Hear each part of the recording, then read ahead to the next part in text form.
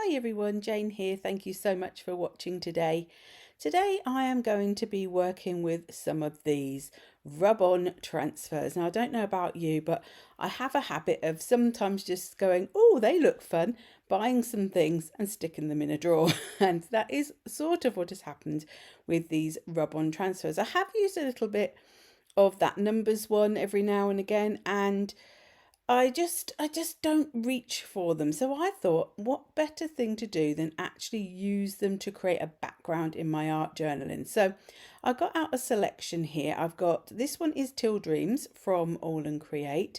And I really like this sheet. I've obviously used a little bit of this in the past. So you will see the odd little bit now and again in some of my videos. But I really wanted to use quite a bit of them. I don't know if they have a lifespan rub-ons, but I sort of feel that because they are something that's got that stickiness to them, that maybe they will eventually deteriorate. So I did want to get some of these used. Now, most of these I actually bought last year. I went for a little phase of buying a few, and this is the first time I've really used them in bulk.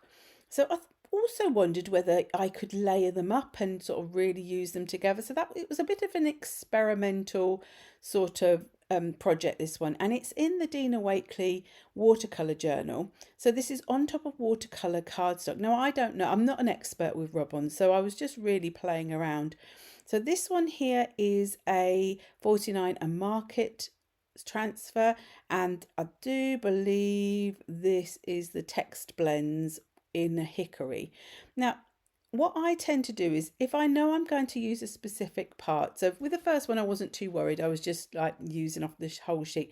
If I want to be a little bit more specific, I actually cut the section that I want. That way you know that when you're rubbing onto your project, you're not going to be getting bits that you don't want on there. You're only going to be using the bit that you want. So I cut that away, and it has a backing to it.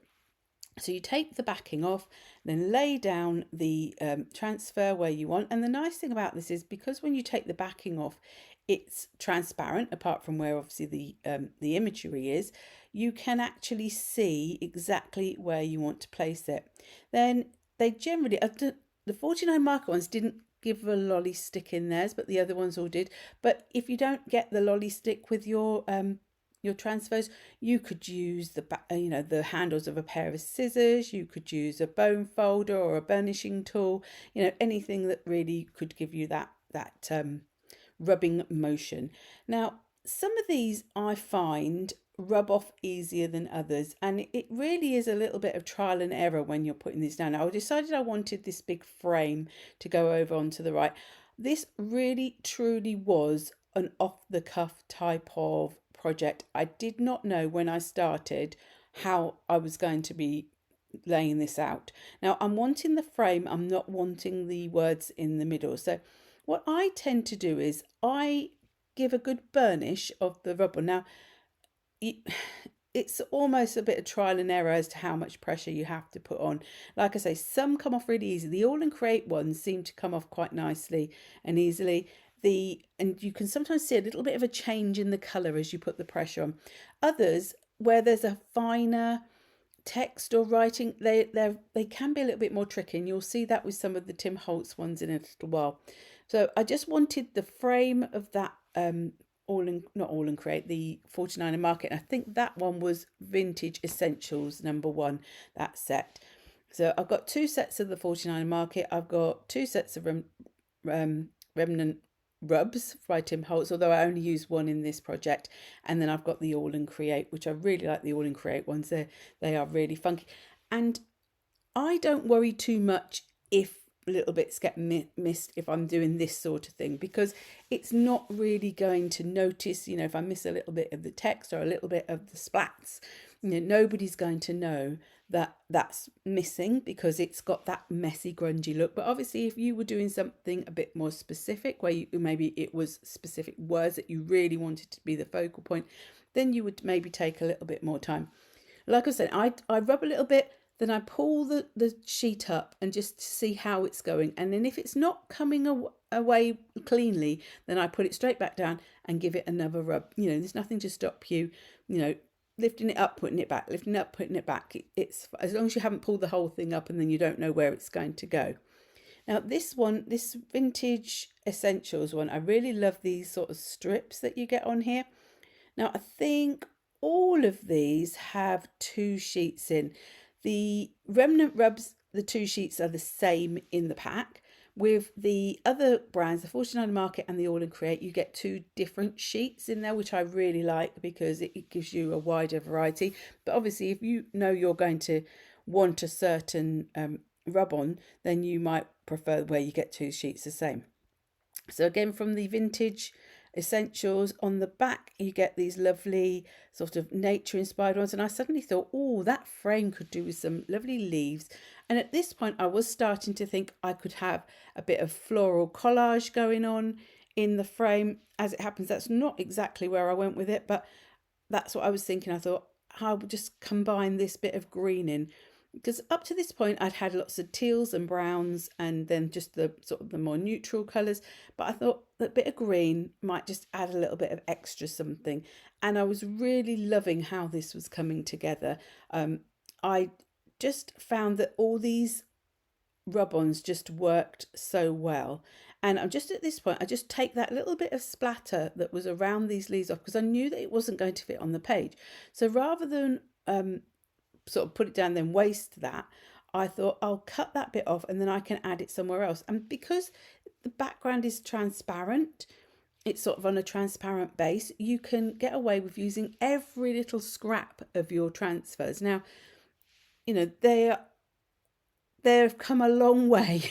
I'd say I remember rub-on transfers from years and years ago when you would literally just be doing letters to put words on, and they were never that brilliant. But I have to say the designs, the way they lay down has really improved.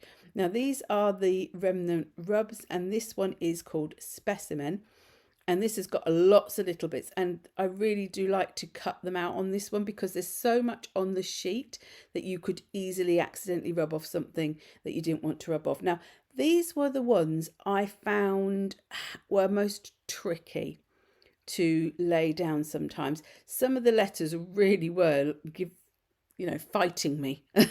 They really didn't want to come down.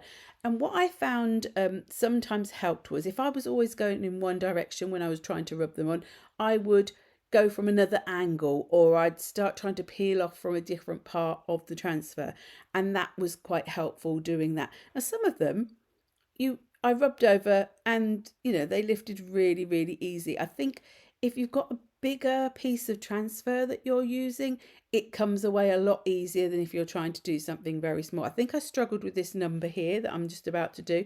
I think it was the number 8, just really didn't want to go off for some reason, and that's why I was lifting from the bottom. And eventually I thought, this is not working, I'm going to have to do something different. So you can see I'm struggling and struggling and struggling. Eventually the 8 come off. Maybe I did just stick to the same thing. Oh no, then I think I might have lifted. No, it came off eventually. But it was just a bit of perseverance. So some of them were a little bit more struggling than others. But overall I found them really nice to work with, and you can very quickly build up that background. Now obviously if you've got stamps, and I do have a lot of stamps, you could do similar effects with your stamps and with the as you can with the Remnant rubs and the transfers. Or if you've got collage paper, you could probably do a similar effect. So there are other ways to create this sort of look. However, if you have got these sitting around in your drawers, in your crafty stash, and you've forgotten all about them, this is just maybe a little sort of idea of how you could use them if you're thinking, I really don't know how to use these transfers.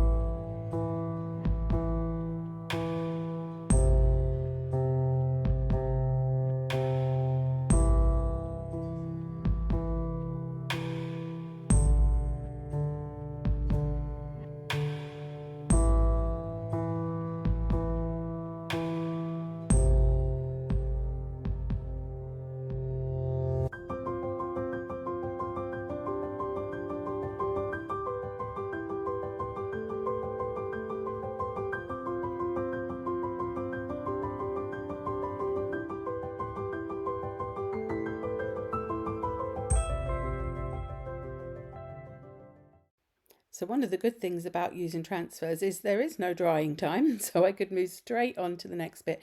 And I did want to just add a little bit of stenciling in here. And because I had numbers in the background, I thought I would use this stencil by Pretty Gets Gritty. I think it's called Dial In. I will, as always, put all the products I've used in the description box below.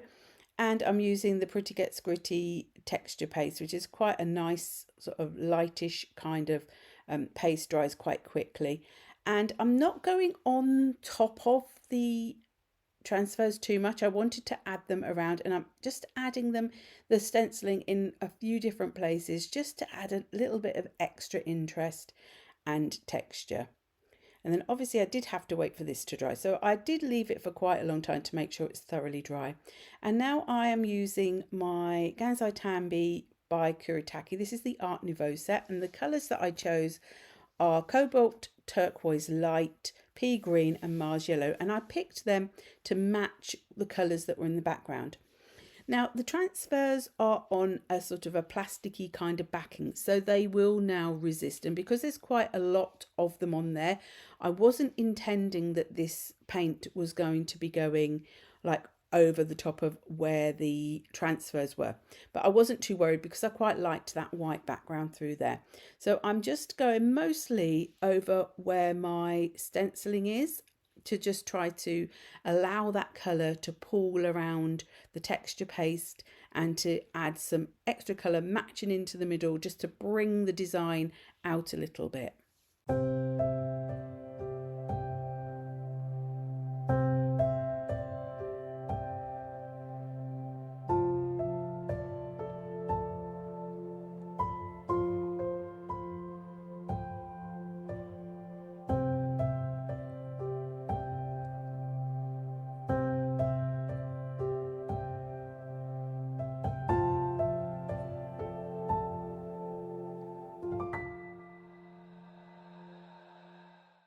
Once I'd laid down the colour, I did give it a little bit of help with a heat tool.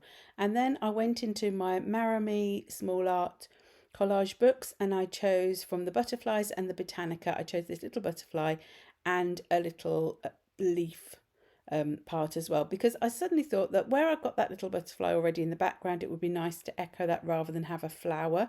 And I chose the butterfly based on the colours that I already had, and then I thought it needed something else just to sort of bring that whole foliage back down into the main background, so I added that in as well, along with a little sentiment from Lemon Creation. I had to think then. So here is the finished project. I hope you enjoyed it, and if you did, please do give it a thumbs up, and any comments that you'd like to make would be much appreciated. And if you haven't already subscribed, I'd love it if you could do that as well. And there's always that hype button. Oh, so many things to think about. And at the end of the video, you will see a list of my lovely super supporters who are part of my YouTube membership. So an extra big thank you goes out to them as always. And until the next time, bye-bye.